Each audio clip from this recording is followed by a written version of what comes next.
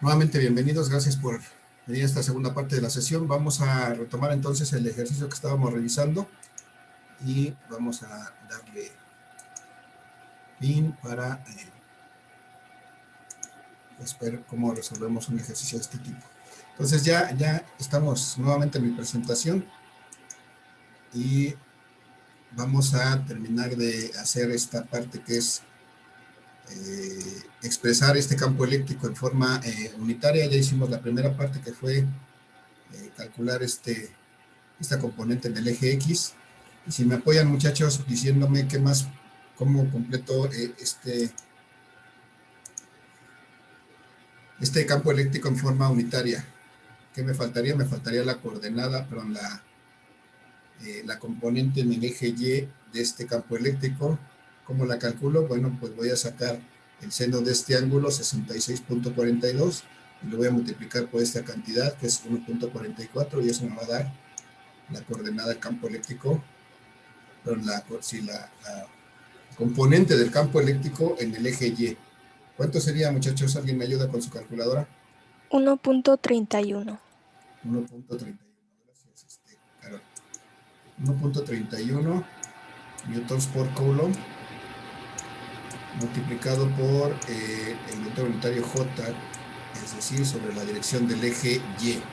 Bien, entonces ya tengo calculado mi campo eléctrico 1 debido a la carga 1. Lo que seguiría es que yo determinara ahora el campo eléctrico debido a la carga 2. Lo primero que voy a hacer es determinar su magnitud, y esto pues utilizo la ecuación que ya conozco, la constante de proporcionalidad K multiplicada por, en este caso, ¿cuál carga, muchachos? Pues la carga 2, y dividido entre la distancia 2. ¿Cuál es la distancia 2, muchachos? Bueno, aquí me faltó, desde aquí arriba me faltó, esto siempre es al cuadrado, siempre se me barre. R2 al cuadrado. ¿Cuál es la distancia 2? ¿Alguien me dice?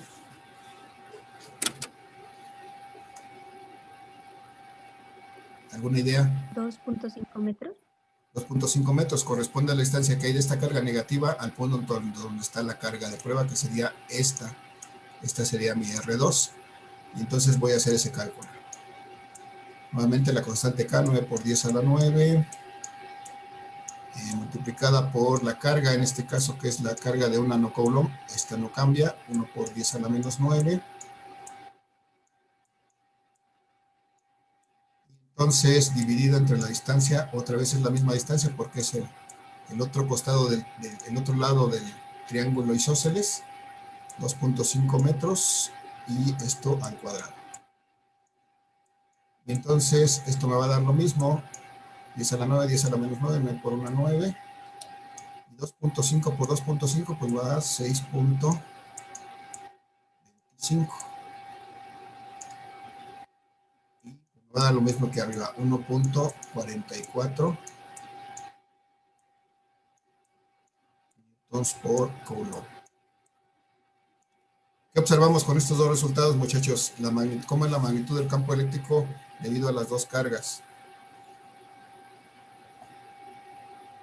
Es igual. Son iguales. ¿Y eso es lógico? Sí. En este caso eso es lógico, sí, porque tenemos dos cargas iguales en la base, que son las que producen el campo eléctrico, y además tenemos la misma distancia entre las cargas con respecto a la carga de prueba, entonces es lógico que sea la misma magnitud. Vamos a ver cómo cambia la dirección, porque yo para expresar este campo eléctrico tengo que expresarlo como vector con su dirección y su magnitud. Entonces este campo eléctrico 2 va a ser igual a su magnitud que acabo de calcular, que es igual que la anterior, 1.44 newtons por coulomb, pero su dirección es la que me hace falta determinar. ¿A qué dirección está este campo eléctrico 2? ¿Podría yo decirlo ahorita, muchachos?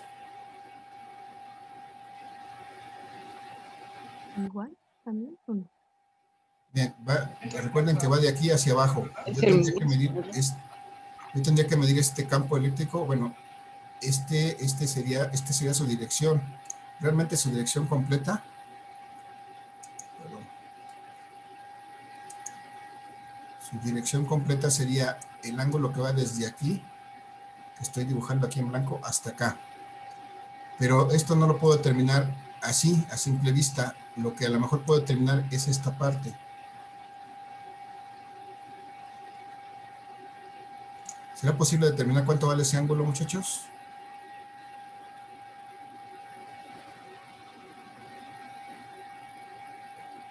¿Alguna idea?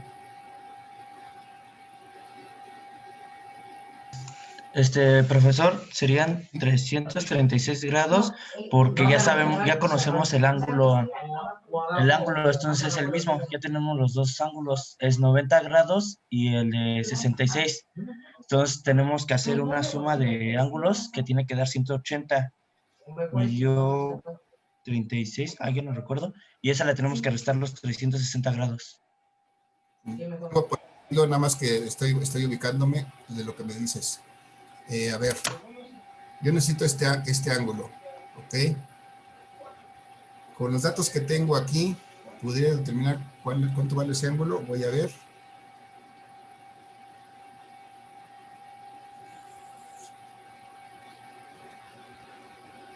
Voy a ver qué puedo hacer con este. Muchachos, yo ya determiné este ángulo, ¿verdad? ¿Cuánto vale? ¿Cuánto Ya, vale? profe. ¿Cuánto fue Era este? de 66. 66. Punto. Entonces, como yo dividí este rectángulo en dos partes iguales, en dos triángulos rectángulos, automáticamente yo sé cuánto vale este ángulo. ¿Están de acuerdo? Sí. ¿Cuánto vale? Pues lo mismo que este, 66.42. Y yo les pregunto, ¿cómo será este ángulo con respecto a este ángulo? El mismo. Igual. Son iguales. ¿Por qué razón?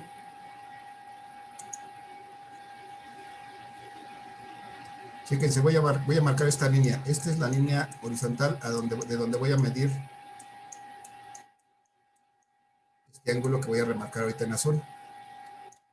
Y acá tenemos otra línea horizontal. Estoy prolongando ahorita. Voy a dibujar estas dos líneas. Aquí está una y aquí está otra. Voy a dibujar esta línea azul que es donde está el vector E2, que es lo que me interesa, esa dirección. Esta línea azul está así. ¿Están de acuerdo? Este es el ángulo que yo conozco. ¿Cuánto vale entonces este ángulo? La misma. ¿Cuál es la razón? Nada más, ¿cuál es la 66. razón matemática? ¿Cómo lo expresamos? ¿Por qué? ¿Qué No me axioma? acuerdo, Sí. profe, pero era de ángulos internos y no me acuerdo bien. Ángulos congruentes, ¿no? ¿Mandé? Ángulos congruentes. No, son efectivamente, como nos decía Alejandra, estos dos ángulos así marcados como están, son ángulos alternos internos. Son dos líneas paralelas cortadas por una secante. En este caso la secante es esta línea de acción del vector E2, que es la que nos interesa. Entonces, efectivamente, este ángulo corresponde con este ángulo. Los dos son alternos internos y por ese axioma estos dos ángulos son iguales. Si yo conozco que este ángulo vale 66, ¿cuánto dijimos? 66.42 grados.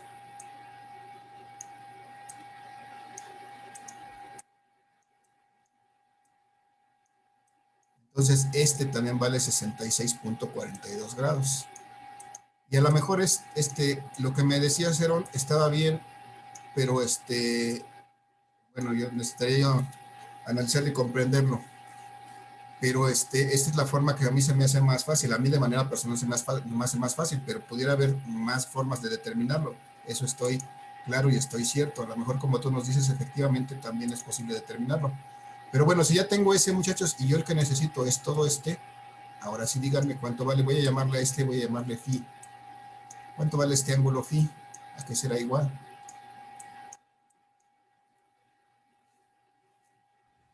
Ah, 360 113, menos.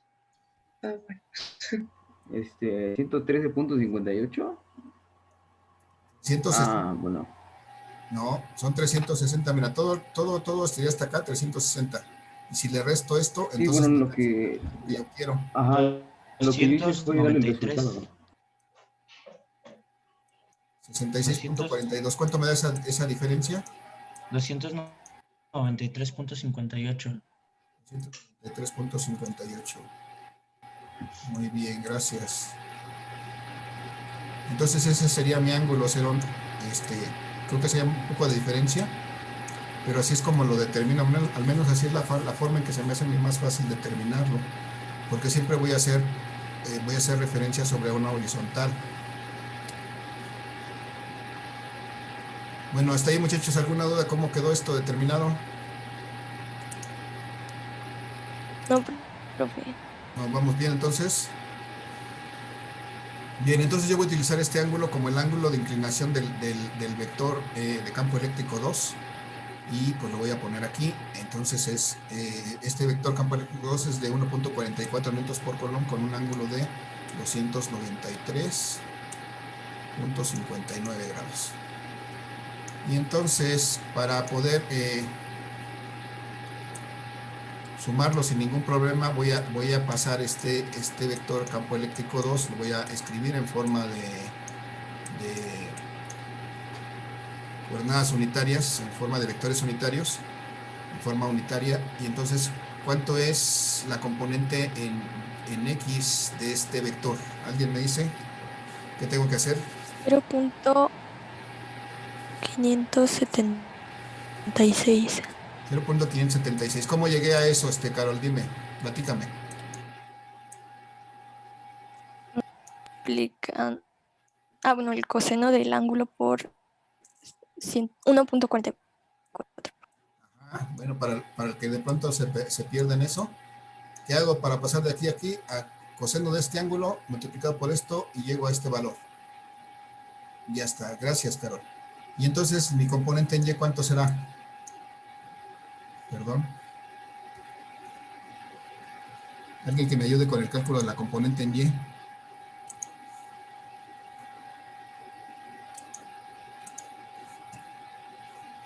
¿Qué será igual a la Menos componente? 1.31. No, perdón. Menos 1.31. Ajá. Sí, gracias, Dulce. Menos 1.31. Entonces, eso es lo que voy a poner aquí. Menos 1.31 newtons por coulomb. Y nuevamente te pido, ayúdame, Dulce, cómo llegaste a este valor para que quien tenga duda, pues vea de dónde sale. ¿Me ayudas con esa descripción, Dulce? Multipliqué la magnitud por el seno del ángulo. Ok. Esta magnitud por el seno de este ángulo y llegamos a este valor. Bien, gracias, Dulce. Entonces, muchachos, vaya, voy a hacer entonces, quién sabe qué están vendiendo aquí por mi rancho, pues están grite y grite. Espero que no se meta hasta la grabación, pero bueno, si la escuchan no se espanten, no está pasando nada. Entonces, yo necesito calcular el campo eléctrico resultante, muchachos, que es la suma del campo eléctrico 1 y el campo eléctrico 2. Entonces, voy a poner aquí en claro cuál es mi campo eléctrico 1 en su forma polar, perdón, en su forma de vectores unitarios, es 0.576 newtons por coulomb, multiplicado por el vector unitario I, porque es su dirección en el eje X, más 1.31 newtons por coulomb,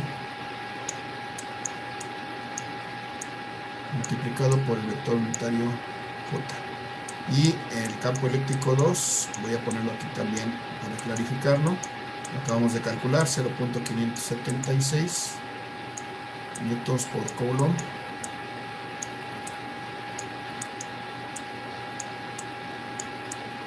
por el vector unitario I, menos 1.31 newtons por coulomb por el vector unitario J. Y como quiero calcular el campo eléctrico resultante, pues simplemente tengo que sumar estos dos campos eléctricos y de esa manera voy a obtener el campo eléctrico resultante debido a estas dos cargas. Y eso va a ser igual a ¿qué, muchachos? 1.152 newtons sobre coulombs en el eje X. 152, ajá, newtons por coulomb. Y 0. Y aquí, más 1.31 menos 1.31 va a ser 0. 0 newtons por coulomb.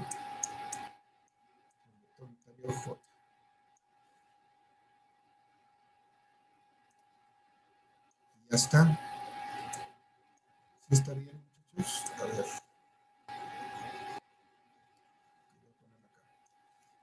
Bien, entonces ya tengo aquí mi vector unitario resultante, mi fuerza en forma de vector unitario resultante. Ya lo único que me restaría es escribirlo en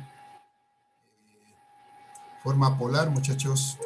¿Cuánto sería mi campo eléctrico resultante en forma polar? Es decir, con su magnitud y su dirección en forma de un ángulo. ¿A qué sería igual mi campo eléctrico resultante? ¿Alguien me dice?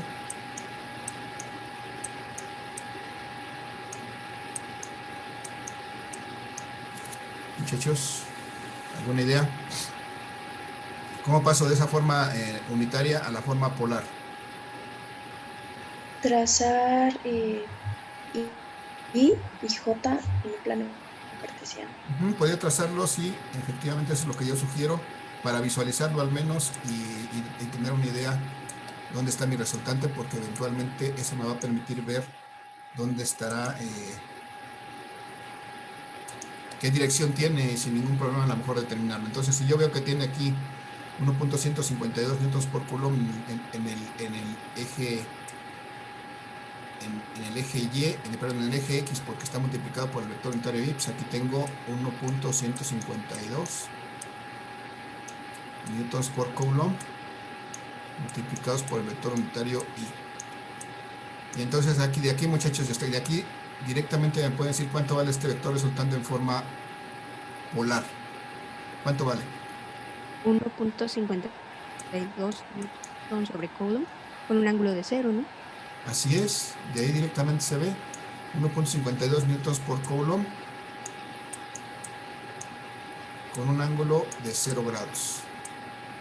Entonces ya incluso sin hacer ninguna operación, bueno, aquí veo que no hay componente en Y, ya no tengo que hacer ninguna operación.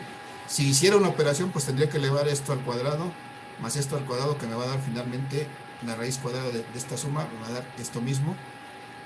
Y si quisiera sacar el ángulo, pues ahí ya ni siquiera sería necesario, porque cuando veo que tengo un vector expresado de esta manera, automáticamente sé que este está alineado con el eje X positivo. Y si lo grafico, pues lo veo más claramente, y entonces pues ya no necesito hacer nada más que reescribirlo. Y así de fácil, así de sencillo, muchachos, se resuelve este problema. Desde luego aquí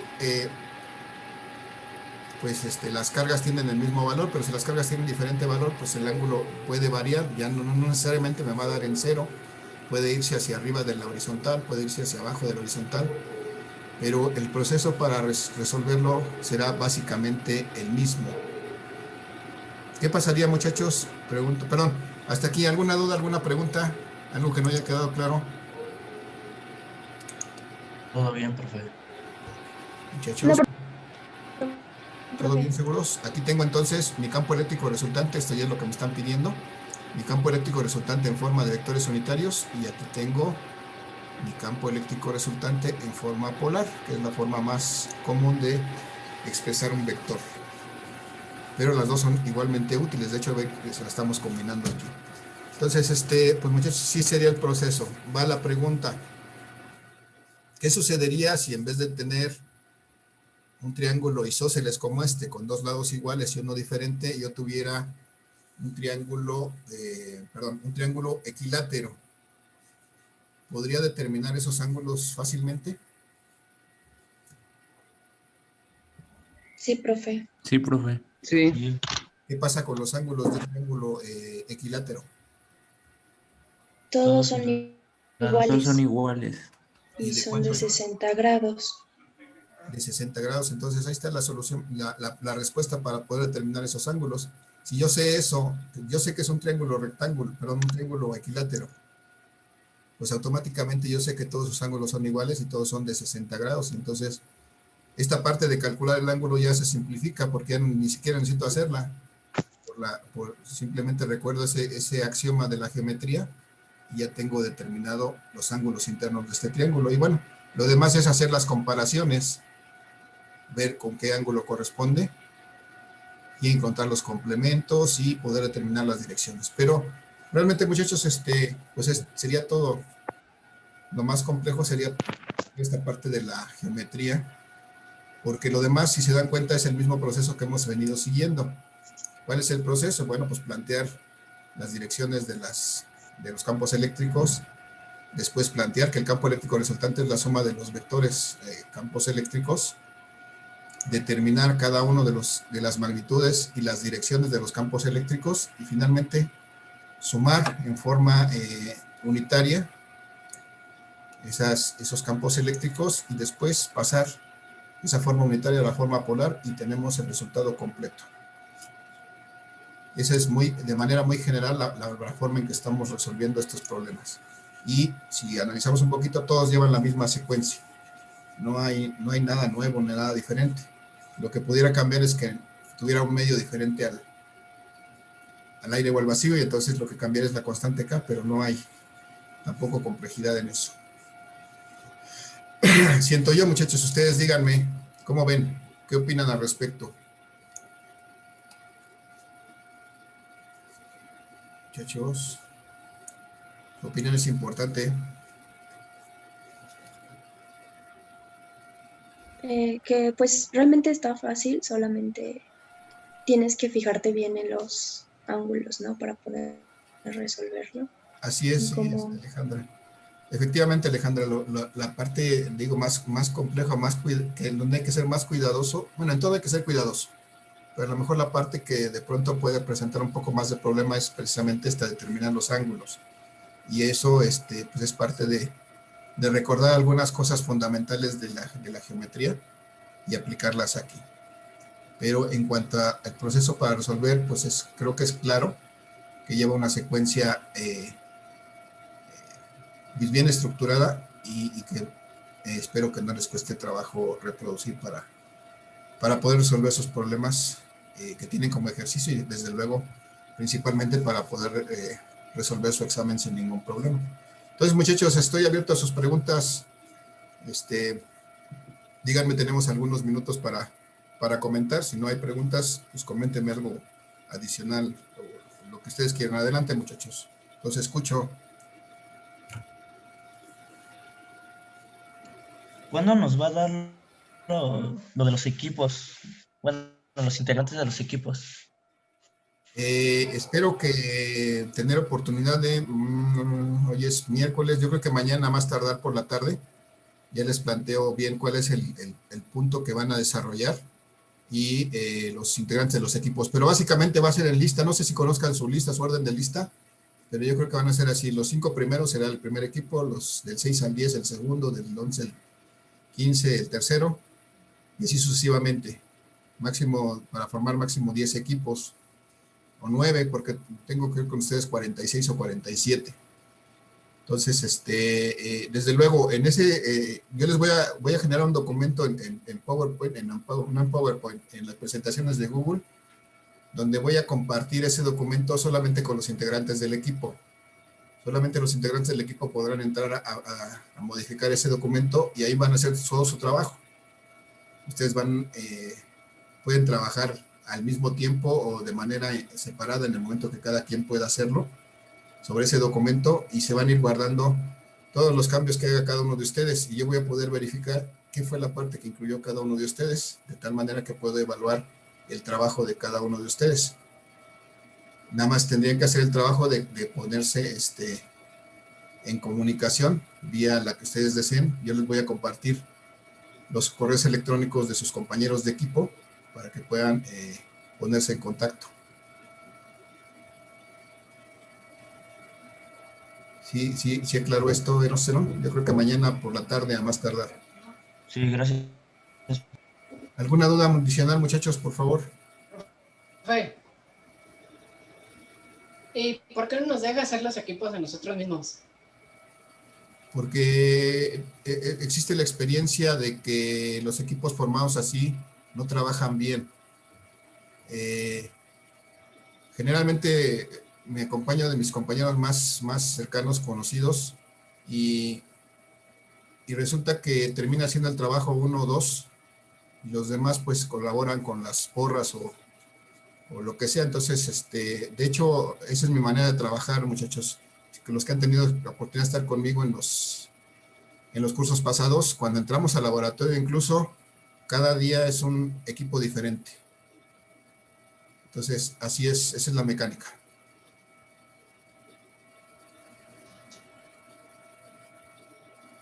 ¿Algún comentario al respecto, muchachos? Yo, de la tarea 4, el problema 2 no me da el resultado que dio ayer con los ejercicios cuando los corrigió. Me da el resultado del anterior. En la tarea, en el ejercicio 2, ¿me dices? Sí, de la tarea 4. Era el...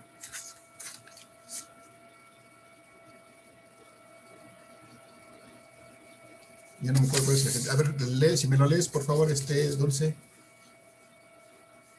Determinar la intensidad de campo eléctrico en un punto colocado a 3 centímetros a la derecha de una carga de 16 nanocoulomb y 4 centímetros a la izquierda de una carga de menos 9 nanocoulomb. Expresa el valor del vector eléctrico en forma polar unit. Entonces ahí es una carga que se encuentra en medio de dos cargas.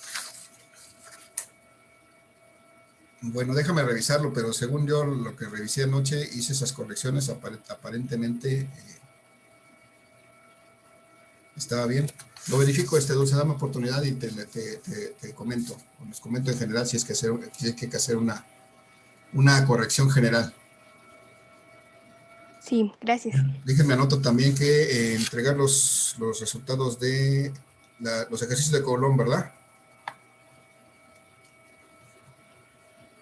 Sí, profe, por favor. Complementarios, ¿verdad? Bien, gracias. Entonces, muchachos, ¿alguna duda adicional, algún comentario que quieran hacer? Con respecto a la formación de los equipos, muchachos, ¿alguna duda? Pudiera parecer una situación, ¿cómo se llama? Impositiva, ¿no? Pero la verdad es que, muchachos, yo les comento, y en la vida diaria, de mi experiencia, yo sé que me gusta trabajar con la gente con la que más conozco, con la que sé que me llevo mejor, pero en mi experiencia personal, muchos muchachos de muchos años de trabajo, me ha tocado trabajar con mucho tipo de gente, con gente que incluso no es de mi agrado, que no me cae bien, pues, pero sin embargo tengo que trabajar con ella, y en la vida diaria la verdad es que es así. No podemos escoger con quién vamos a trabajar.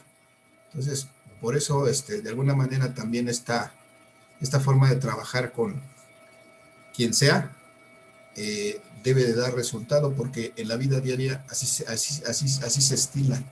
No puedo escoger yo siempre mis compañeros de trabajo, no siempre puedo estar trabajando con la gente que me siento cómodo, perdón. Y entonces, pues esa es también una de las ideas al establecer los equipos de manera aleatoria o en estricto orden, y por eso la razón de no permitir que se organicen ustedes mismos como equipo. Bien, muchachos, ¿alguna situación adicional que deseen expresar, que quieran preguntar? Tenemos algunos minutos todavía.